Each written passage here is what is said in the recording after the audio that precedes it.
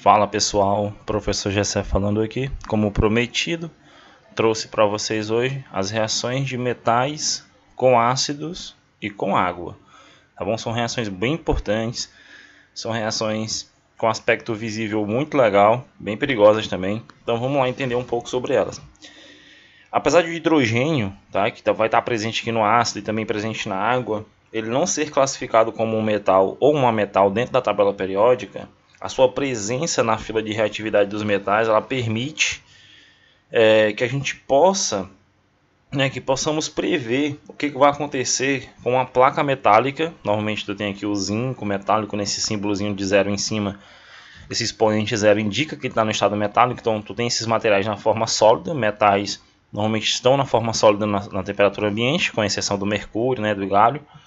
Então, o que acontece nas reações? Tu mergulha uma placa desses metais dentro de um ácido ou com água, tá?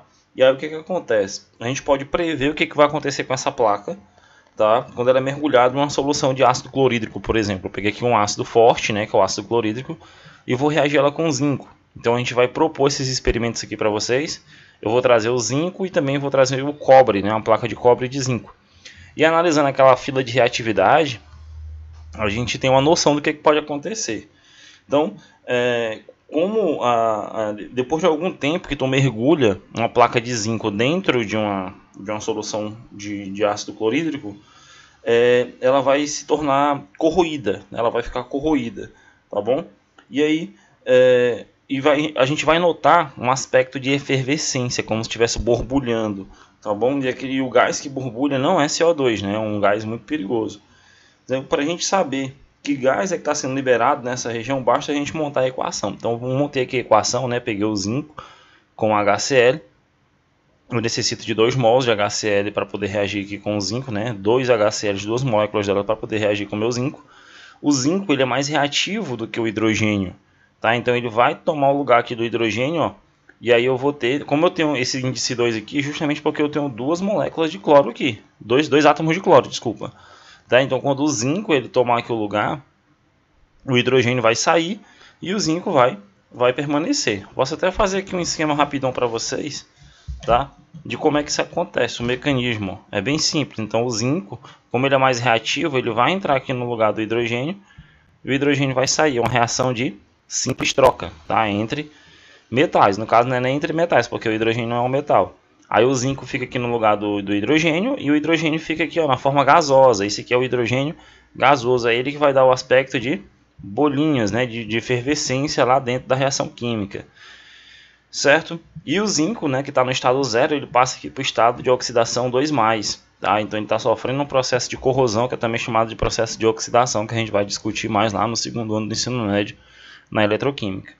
Ou simplesmente eu posso colocar, como o cloro é o íon espectador, eu posso colocar zinco mais hidrogênio positivo, que é o próton, formando o zinco 2+, e gás hidrogênio. Tá bom? O gás é o hidrogênio, liberado. Então, se tiver alguma chama perto, isso aqui explode facilmente. Então, a gente pode perceber que o zinco ele deslocou o hidrogênio, como era esperado, uma vez que na fila de reatividade mostra que esse metal está posicionado antes do hidrogênio. Então, para quem lembra daquela filazinha dos metais, deixa eu mostrar aqui para vocês. Aqui, ó, a fila de reatividade dos metais, essa daqui de cima, tá? Você pode tirar um print e você vê que o hidrogênio está aqui e o zinco está aqui antes, Então ele é muito mais reativo do que o hidrogênio. Perceba que o cobre, que a gente vai já trabalhar, está depois do hidrogênio. Então o hidrogênio é mais reativo do que o cobre. Então vamos ver o que acontece com o cobre. Olha só o que acontece com o cobre, ó. Não ocorre a reação, porque o cobre ele é menos reativo do que o hidrogênio. Então o ácido ele vai se manter assim e não vai acontecer nada, tá? Então quando você mergulha, por exemplo, aqui uma placa de cobre dentro do ácido clorídrico, não há reação, porque o cobre ele é menos reativo do que o hidrogênio, justamente por conta daquela fila de reatividade que a gente viu. Já se tu colocar zinco, começa a borbulhar tudo, começa a ter um aspecto de efervescência. Olha só aqui o ferro é mais reativo do que o hidrogênio, não apresenta essa resistência, Por isso objetos de ferro, como portão, prego, eles sofrem intenso desgaste quando atacados, por exemplo, pela chuva ácida. Tá? Então, quando tu tem estruturas de ferro e aí a chuva ácida cai por cima dela, dessa estrutura, ele começa a reagir com o hidrogênio tá? Um ácido, esse hidrogênio aqui é proveniente de um ácido, ele vai sofrer um processo de oxidação e vai formar hidrogênio, tá bom? E aí o que a gente acontece? A gente pode pegar uma lâmina de ferro e mergulhar dentro do ácido clorídrico. O que acontece? Esse aspecto de efervescência, ela vai ficar toda corroída, tá? Como se fosse um aspecto de ferrugem, né? De corrosão. Tranquilo? Então essa é uma das partes relacionadas à reatividade dos metais. E aí a gente pode se aprofundar mais um pouquinho quando ele fala da reatividade dos metais alcalinos, né?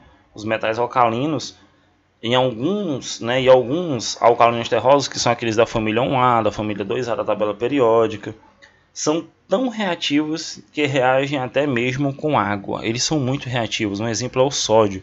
O sódio, ele é um elemento da família 1A, assim como o sódio, o bário, o lítio da família 2.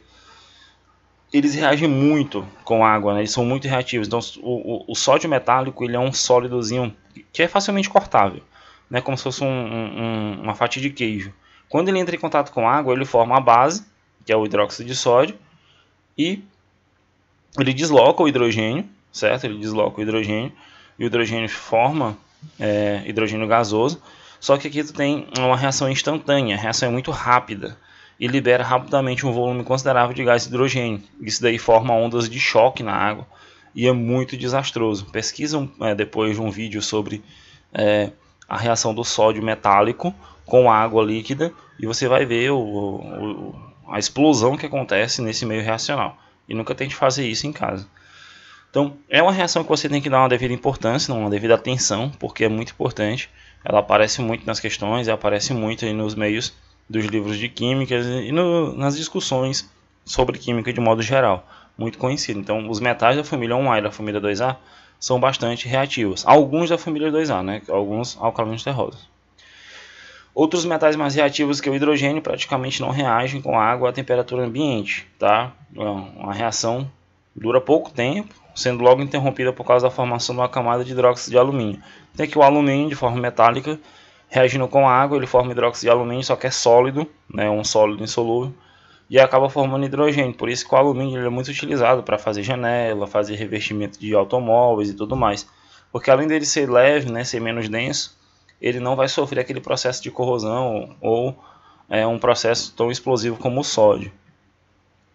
Quando a reação acontece com água, né, fervente, é formado óxido em vez de hidróxido metálico.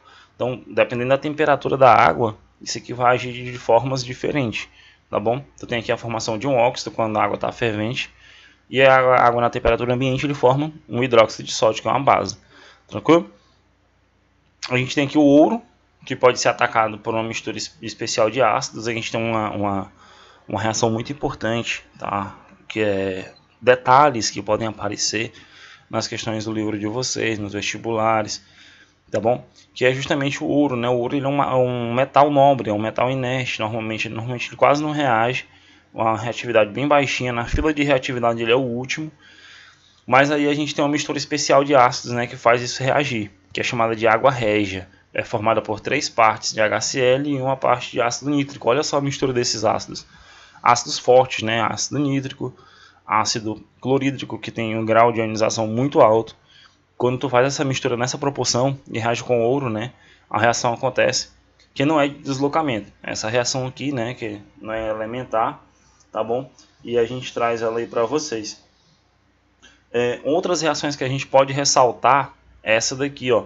Né, que também não é de deslocamento, traga aí como aprofundamento para a gente, é a reação entre o cobre e o ácido nítrico. Olha só, HNO3 é o ácido nítrico, que forma, além de nitrato de cobre 2, forma também óxido de nitrogênio, cuja composição varia em função da concentração do ácido nítrico. Né? Dependendo da concentração do teu ácido aqui, ó, ele pode estar diluído, pode estar concentrado, tu vai formar essas espécies aqui. Tá?